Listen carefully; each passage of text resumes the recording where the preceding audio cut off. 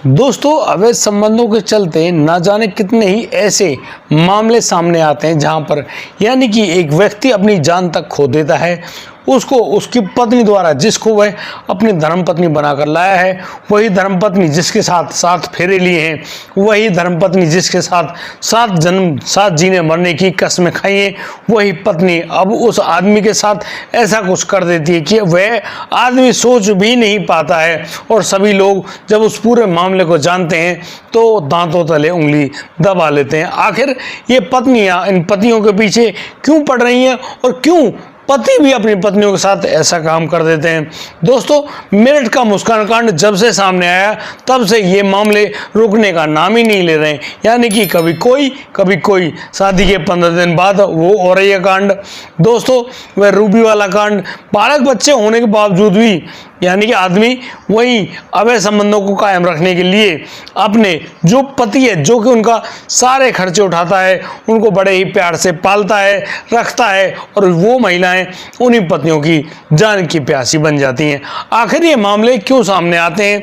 उनमें जब आगे तह तक ढूंढा जाता है तो फिर कहीं ना कहीं ये अवैध संबंध ही ऐसे सामने आते हैं और उन्हीं अवैध संबंधों के चलते वो महिलाएं अपने पतियों के साथ इतना बुरा काम कर भी देती हैं। हर व्यक्ति यानी कि पुरुष वर्ग लगातार इसी बात को सोच रहा है कि कैसे वो अपनी पत्नियों को खुश रखें ताकि उनके साथ कोई ऐसा कांड ना होने पाए। दोस्तों, यहाँ पर एक महिला जो कि अपने अवैध संबंध को कायम रखना चाहती थी, वह अपने पति की जान लेती है। उसके बाद फिर तो सांप को लाती है और फिर सांप को उसकी कमर के नीचे इस प्रकार से दबा दिया जाता है कि उसको करीब वो जो सांप है 10 बार डसता है। उस व्यक्ति के शरीर में यानी कि जहर तो बरामद हुआ, लेकिन यहाँ जब पोस्टमार्टम की रिपोर्ट सामने आई उसमें मालूम चला कि पहले इसकी दी गई थी। अब तो जिस प्रकार से मामले सामने आते जा रहे हैं दोस्तों, यहाँ पर महिला हो या पुरुष, दोनों वर्ग काफ़ी ज़्यादा चिंतित नजर आ रहे हैं और सभी लोग परेशान हैं, दुखी हैं कि भाई कैसे कैसे अपने जीवन साथी को वो लोग खुश रख पाएं। दोस्तों, ऐसी बात नहीं है कि ये मामले अभी कुछ आ रहे हैं, नहीं, ये मामले शुरू से ही चलते आए हैं और लोग यानी कि अपने अपने जीवन साथियों से असंतुष्ट होते हैं, उनको खुश नहीं रख पाते हैं और फिर उनके बीच में एक ऐसा मामला पैदा होता है जिसके बारे में जानकर आप लोग भी हैरान रह जाएंगे। दोस्तों, आज के इस मामले को जानने के लिए आपको मैं लेकर चलता हूँ 7 साल पीछे, क्योंकि सितंबर 2018 में जब पुलिस के लिए एक बहुत बड़ा सिरदर्द बनकर आ गया था कि एक आदमी कहाँ पर लापता हो गया है, उसको हर जगह ढूंढा जाता है, पूरी जांच परख की जाती है, लेकिन ना तो वह आदमी मिलता है ना ही उसके बारे में कोई जानकारी मिलती है। दोस्तों, पुलिस लगातार 1 साल तक उस व्यक्ति को ढूंढने की पूरी कोशिश करती है, पूरा जी जान लगा देती है, लेकिन वह व्यक्ति कहीं हो तो मिले। अब तो उस आदमी के मामले में जब कोई भी जानकारी नहीं मिल पाई तो पुलिस ने उस केस को यानी कि लगभग बंद सा करके उसकी फाइल को क्लोज करके रख देते हैं। दोस्तों, यहाँ इस थाने में एक नए यानी कि अधिकारी की एंट्री होती है और वो अधिकारी जैसे ही अपना पदभार संभालते हैं, आते कहते हैं भाई जो भी पिछले जो पेंडिंग पड़े केस हैं उनको उनके सामने रखा जाए। तब जाकर यह केस उनके सामने आया और जब यह केस सामने आया अब तो यहाँ पर एक व्यक्ति यानी कि एक पुलिसकर्मी की ड्यूटी लगाई जाती है। ये एक सब इंस्पेक्टर होते हैं और दोस्तों, जब ये ड्यूटी को निभाने जा रहे होते हैं अचानक से इनको एक ऐसी जानकारी मालूम चलती है कि यहाँ दाल में कुछ काला है या फिर दाल ही बिल्कुल काली है। आखिर उस पुलिसकर्मी ने कैसे सच्चाई जांची और उसी सच्चाई के पीछा करते हुए असली जो कातिल को पकड़ लिया, आखिर कैसे ये पूरा मामला निकलकर सामने आया, पूरी कहानी को हम लोग आपको बताने वाले हैं। आपसे प्यारी सी विनती, इस कहानी को अंत तक जरूर देखिएगा। नमस्कार, आदाब, सत श्री अकाल दोस्तों, स्वागत है आपका हमारे यूट्यूब चैनल किस्से क्राइम के। और दोस्तों, आपसे वही प्यार भरी गुजारिश, आगे बढ़ने से पहले हमारे चैनल को सब्सक्राइब करना, नोटिफिकेशन की बेल को दबाना बिल्कुल ना भूलें। हमको फेसबुक पर भी फॉलो करते हुए आगे बढ़ें। और दोस्तों, आज का बेहद ही हैरान करने वाला मामला सामने आया है गाजियाबाद उत्तर प्रदेश से। दोस्तों, गाजियाबाद उत्तर प्रदेश में जब उन सब इंस्पेक्टर को यह जिम्मेदारी मिली, वो तो अब उस व्यक्ति के घर पर यानी कि चक्कर काटना शुरू कर देते हैं। वो इर्द गिर्द यानी कि उस गली में से होकर तो खूब निकलते हैं, लेकिन उस महिला पर नजर रखे हुए हैं जो कि उस आदमी की पत्नी होती है। दोस्तों, इस आदमी को गायब हुए करीब 4 साल हो गए हैं लेकिन यहाँ पर जो उसकी पत्नी है वह उसी प्रकार के यानी कि श्रृंगार करे हुए, अपनी मांग को भरे हुए, अपने होठों पे लाली वगैरह लगाकर बिल्कुल ऐसे घूमती है जैसे कि वो एक सधवा औरत हो, यानी कि उसको कुछ भी मालूम नहीं कि आखिर उसके पति का क्या हुआ है। यहाँ पर वह जो महिला जिस व्यक्ति के साथ घूमा करती है वह व्यक्ति उसका पति नहीं, उसका पड़ोसी होता है। दोस्तों अब तो उस पुलिस के दिमाग ठनक जाता है और वह पुलिसकर्मी मौका ढूंढ रहा होता है कि कब ये महिला इस आदमी के साथ घर से बाहर जाए तो वह घर में घुस के सच्चाई को जान ले। दोस्तों अब तो शाम के समय करीब 5 बजे के लगभग महिला अपना श्रृंगार वगैरह करके घर से बाहर निकलती है, साथ में होता है वह व्यक्ति, और दोनों एक रिक्शे में सवार होकर निकल जाते हैं घूमने के लिए। दोस्तों जो सब इंस्पेक्टर उस घर पर नज़र बनाए हुए था वह अचानक से अब उस घर के अंदर जाता है। वहाँ पर मिलती है उसको उस महिला की लड़की।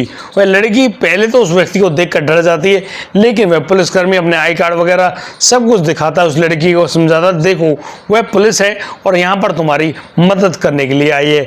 दरअसल उसको सिर्फ एक छोटी सी बात जाननी है, वह है यह कि तुम्हारे जो पिता हैं वो कहाँ पर हैं। अब तो इस बात को जैसे वह लड़की सुनती है वह रोने शुरू कर देती है, वह फूट फूट कर रो रही है। आखिर ऐसे लग रहा है जैसे उसके भीतर दबा हुआ राज बाहर निकलने को हो। अब तो वह पुलिसकर्मी उस लड़की को बड़े ही प्यार से समझाते हैं और कहते हैं कि बेटा देखो, यदि तुमने असली गुनहगार को यहाँ पर पकड़वा दिया और तुम्हें इस पूरे मामले में कोई भी जानकारी है तो उसको दे दो, और जब वो असली गुनहगार पकड़ा जाएगा फिर तो तुम्हें बहुत ही ज़्यादा पुण्य मिलेगा। आखिर तुम अपने पिता से तो प्यार करती होंगी और तुम भी कहीं ना कहीं बेचैन हो कि तुम्हारे पिता का कातिल खुले आसमान में ऐसे ही घूम रहा है। अब तो इस बात को सुनकर वह लड़की काफ़ी ज़्यादा हैरान होती है, चुपचाप बस अब पुलिसकर्मी को बताने लगती है दरअसल उसके पिता कहीं पर गए नहीं है, उनकी माँ ने उनका कत्ल करवा दिया और उसके बाद उन्होंने उनके शव को उसी घर में यानी कि गाड़ रखा है। अब जैसे वह पुलिसकर्मी इस बात को सुनता है उसके होश उड़ जाते हैं। वह बस इसी बात को लेकर सीधा पुलिस थाने जाता है और पुलिस थाने से पुलिस की टीम को अपने साथ लेकर आता है। उसको लौटने में करीब 1 घंटे का समय लगता है, लेकिन तब तक उस लड़की की जो माँ और माँ का जो आशिक है वो उस घर में लौट आते हैं।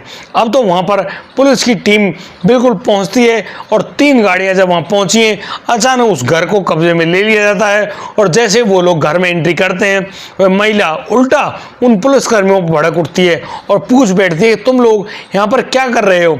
अब तो पुलिसकर्मी उस महिला की चेहरे को देखकर कह रहे हैं भाई वाह, आप तो काफ़ी अच्छी एक्टिंग करती हो, चलो कोई बात नहीं, तुम्हारी एक्टिंग भी सामने आएगी। अब ये बता दो कि तुम्हारा जो पति चंद्रवीर है वो कहाँ पर लापता हुआ है। यहाँ पर वह महिला कहती है अरे जब उसके पति की गुमशुदगी की रिपोर्ट वो तुम्हारे पास कर चुकी है, तुम लोग वैसे ही टाइम पास करते हुए घूमते हो, और जब तुमसे कोई काम नहीं होता तो तुम मतलब उसकी पत्नी उसके बच्चों को तंग करने लगते हो। ये तो बेकार की बात है, तुम इन बातों को करके हम लोगों को परेशान नहीं कर सकते। लेकिन अब जो पुलिसकर्मी जो कि सच्चाई को जान चुके थे वो कहते कि मैडम या तो आप अपनी बात को मान लो, वरना उनको अपना जो रुख कड़ा अख्तियार करना पड़ेगा। इस बात को सुनकर कहीं न कहीं वह महिला अपने आशिक की तरफ देखती है, लेकिन उसका आशिक वहां से भागने की कोशिश करने लगता है। अचानक पुलिसकर्मी कहते हैं कि भाई जाना कहाँ है, जाना तो ससुराल है, हम लोग तुम्हें ससुराल लेने आए हैं। अब तो वह महिला भी वह आदमी भी काफ़ी ज़्यादा शक पका जाते हैं, घबरा जाते हैं और कहने लगते हैं कि साहब आप उनको गिरफ्तार नहीं कर सकते, आखिर तुम्हारे पास ऐसा कौन सा सबूत है। अब तो पुलिसकर्मी कहते हैं कि कोई बात नहीं, सबूत की टेंशन क्यों लेते हो, देखो वो लोग आज आपको यहाँ पूछताछ करने के लिए ले तो जा रहे हैं, लेकिन उनके हाथ में सारे सबूत भी हैं, सारी कहानी भी है, और तुम दोनों यानी कि महिला और पुरुष की क्या ये लव अफेयर है इसके बारे में भी सारी जानकारी सामने आ जाएगी। बस तुम एक बार गाड़ी में बैठ जाओ। अब तो महिला पुलिसकर्मियों की मदद से उस महिला को और उस पुरुष को उस पुलिस की गाड़ी में बिठा दिया जाता है, उनको ले जाया जाता है पुलिस थाने। और दोस्तों पुलिस थाने में जब उनके साथ मतलब कि पुलिस का जो कड़ा रुख है वह सामने आता है, अब तो भैया यानी कि थप्पड़ भी और डंडे भी, मतलब पुलिस तो खबर लेती ही है। और दोस्तों जब ये सब हुआ ना तब यहाँ पर एक ऐसी सच्चाई निकल कर आई। मैं उम्मीद करता हूँ कि शायद आप लोग भी ऐसा सोचकर हैरान रह गए होंगे, क्योंकि ये जब मामला सामने आता है इसने सभी के छक्के छुड़ा दिए। दोस्तों आखिर क्या है ये मामला, बताता हूँ आपको। दोस्तों अब तो वह जो महिला है और वह जो पुरुष है, दोनों अपने अपने बारे में सारी कहानी ऐसे बयां करते हैं। पुलिस अब तो उनकी वीडियो रिकॉर्डिंग भी करती है, उनके जो बयान है उनको दर्ज भी करती है और उनसे पूछ रहे होते हैं कि तुमसे जो कुछ भी ठीक ढंग से पूछा जाए, एक एक बात का ठीक ढंग से और सच्चाई से बयान देना, वरना तुम्हारी खैर नहीं। दोस्तों यहाँ उस महिला को अलग बिठाया जाता है, पुरुष को अलग बिठाया जाता है, और जब उनके बयान लिए जाते हैं फिर तो सच्चाई सामने आ ही रही होती है। दरअसल यहाँ पर वह महिला जो अपना नाम सविता बताती है, सविता कहती है कि उसकी जो शादी थी वह बचपन में हो गई थी, लेकिन बचपन का जो पति था वह उसको अपने पास नहीं रखता है और उनका तलाक हो जाता है। तलाक होने के बाद वह लड़की घर में परेशान है, दुखी है, लेकिन वह नौकरी करना चाहती है, कुछ पैसे कमाना चाहती है, और इसी जुगत में वह अब एक कंपनी में इंटरव्यू देने के लिए आती है। उसी कंपनी में इंटरव्यू देने के दौरान उसकी जब नियुक्ति हो जाती है, अब तो उसी कंपनी का जो सिक्योरिटी गार्ड है यानी कि चंद्रवीर, जब उससे उसकी निगाहें चार होती हैं, कहीं ना कहीं चंद्रवीर भी उससे कहने लगता है, पूछने लगता है कि आपकी यहाँ पर ज्वाइनिंग हो गई क्या। दोस्तों ज्वाइनिंग तो हुई है, लेकिन अगले 2 महीने में वह जो सविता है और चंद्रवीर बहुत ही अच्छे दोस्त बन जाते हैं, और इसी दोस्ती के चलते वो लोग मतलब कि प्यार भी कर बैठे हैं और अब दोनों एक होने का फैसला कर लेते हैं, यानी कि एक दूसरे से शादी करना चाहते हैं। अब तो वह महिला सविता चंद्रवीर की पत्नी बनकर उसके घर में आ तो जाती है, लेकिन कहीं ना कहीं वह परेशान होती है कि जो चंद्रवीर है वह उससे उम्र में लगभग 15 साल बड़ा है। लेकिन चंद्रवीर अपनी पत्नी सविता का बहुत ही अच्छे ढंग से ख्याल रखता है। उनके बीच में प्यार जब पनपता है तो यहाँ ये दोनों 3 बच्चों के माता पिता बन जाते हैं। इनमें 2 बेटियां होती हैं और 1 बेटा होता है। लेकिन कहीं ना कहीं अब तो चंद्रवीर जब उसका परिवार पूरा हो गया तो वह अपने खाने कमाने में अपना दिमाग लगा देता है, लेकिन कहीं ना कहीं वह जो महिला सविता है वह दुखी हो जाया करती है, क्योंकि अब उसका पति उस पर ज़्यादा गौर ना तो देता है ना ही उसको संतुष्ट कर पाता है। अब इसी बात से परेशान हुए जो महिला है वह बस धागा झांकी करने लगती है, और इसी दौरान उसके पड़ोसी राजेश से मुलाकात हो जाती है। राजेश से जैसे उसकी आंखें चार हुई हैं, अब तो राजेश का उस घर में आना जाना शुरू हो जाता है। राजेश इस घर में सिर्फ आता जाता ही नहीं, वह उस महिला सविता के साथ भी रंग रलियां मनाता है। उन दोनों के बीच में अवैध संबंध पनप उठते हैं, और जिस प्रकार से दोनों ने एक दूसरे से संबंध बनाए, अब तो वो दोनों यानी कि एक होने का निर्णय कर लेते हैं। लेकिन वो एक कैसे हों, यहाँ पर चंद्रवीर बीच का रोड़ा होता है। जब वह महिला सविता उस प्रेमी राजेश पर ज़्यादा गौर करने लगती है, अब तो चंद्रवीर अपनी पत्नी से कहता है, सविता क्या उसके प्यार में कोई कमी रह गई है जो आजकल तुम उससे कोई गौर की बात ही नहीं करती हो, कोई उसका ख्याल नहीं रखती हो। यहाँ पर वह महिला उससे कहती है, नहीं ऐसा तो कुछ भी नहीं है। लेकिन वह महिला अब अपने पति चंद्रवीर पर पूरा ध्यान लगा देती है, बड़े ढंग से उसकी देखरेख करती है, उसका पसंदीदा खाना बनाती है, उसको रात को भी खुश करती है। यहाँ पर चंद्रवीर का जब यह भरोसा पक्का हो जाता है कि उसकी पत्नी उसके अलावा किसी और को नहीं चाहती है, लेकिन उसकी जो पत्नी है वह चोरी छिपे, यानी कि अब जब उसका पति सो जाया करता तो वह चुपचाप उस कमरे से बाहर निकला करती, अपनी छत पे जाती और छत पर अपने पड़ोसी राजेश के साथ संबंध बना लिया करती। दोस्तों यहाँ जब एक दिन वह अपने प्रेमी से कह रही होती है कि यार चंद्रवीर का इस प्रकार से उस पर शक करना ठीक नहीं है, कहीं वह उनको रंगे हाथों ना पकड़ ले, तो यहाँ पर उसका प्रेमी कहता है कि तुम टेंशन क्यों लेती हो, उसके रहते हुए तुम्हें ऐसा कुछ भी नहीं भुगतना पड़ेगा। दरअसल वह चंद्रवीर नाम के जो रोड़ा है उसको हटाकर ही फेंक देगा। यहाँ पर वह महिला कहती है कि ऐसा कैसे कर सकते हो।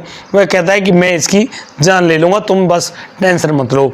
और दोस्तों अब तो उनके दिमाग में एक ऐसी बात बन जाती है, यानी कि 27 सितंबर 2018 की रात को जब चंद्रवीर अपनी कंपनी से काम करके लौटता है, थका हारा तो है ही, वह खाना खाकर बस अपने बिस्तर पर लेट जाता है। उधर जो 3 बच्चे हैं वो भी सो गए, और यहाँ पर अब तो वह जो पत्नी है वह सविता अपने आशिक राजेश को उस घर में बुलाती है। राजेश अब जैसे ही वहाँ आया है, राजेश अपने हाथों में एक कट्टा लिए होता है, और दोस्तों यहाँ पर वह सविता के इशारे पर उस जो पति चंद्रवीर के सर के पिछले हिस्से में गोली दाग दी जाती है।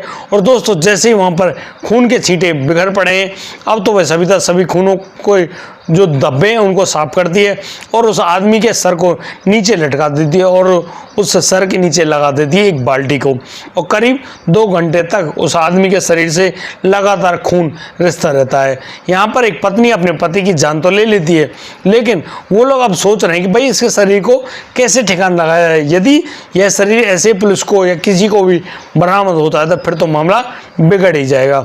दोस्तों, यहाँ पर राजेश कहता है कि तुम टेंशन क्यों लेती हो, उसके सबको भी वो ठिकाने लगा देगा। अब तो रात के करीब 2 बज रहे हैं और वह जो राजेश है वह उस चंद्रवीर के शव को चादर में लपेटता है, कंधे पर रखता है और अपनी छत पर चढ़ता है। यहाँ पर वह अपने दूसरे घर में जब छलांग लगाता है, वह वहाँ अपने घर में जहाँ पर गाय भैंस बनती हैं उन भैंसों को एक साइड में खोल कर बांधता है और फिर तो वहाँ पर गड्ढा खोदना शुरू कर देता है। दोस्तों, वह गड्ढा तो खोदता है, लेकिन यहाँ पर चंद्रवीर की जो बॉडी है वह उस कमरे में रख देता है अपने घर के में। अब तो दूसरे दिन वह जो राजेश है 2 मजदूरों को बुलाता है। मजदूरों को से यहाँ पर लगभग करीब 7 फीट गहरा गड्ढा खुदवाता है और उनको उनके लिए जो फीस थी, पैसे थे, वो देकर उनको विदा कर देता है। दोस्तों, फिर होती है अगले दिन की रात और उस रात को यानी कि वह जो राजेश है वह चंद्रवीर के शव को चादर में लिपटा हुआ उस गड्ढे में नीचे उतार देता है, यानी कि गिरा देता है।